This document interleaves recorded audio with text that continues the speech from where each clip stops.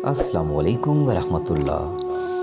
आज मैं आप लोगों के साथ हज़रत अली करमल्लाहु वजह करीम के खूबसूरत अक़वाल शेयर करने जा रहा हूँ।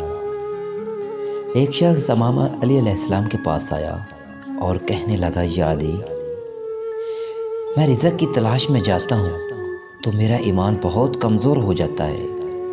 हज़रत अली अलैहिस्सलाम ने फरमाया, रिज़्क़ के पीछे अपना ईमान ख़राब मत करो, क्योंकि रिज़्क़ इंसान को ऐसे तलाश करता है जैसे मरने वाले को मौत तलाश करती है।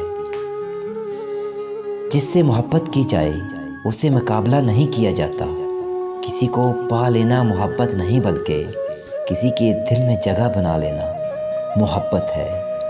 किसी इंसान को दुख देना इतना आसान है जितना समुंदर में पत्थर फेंकना, मगर ये कोई नहीं जानता कि वो पत्थर कितनी गहराई में क्या है।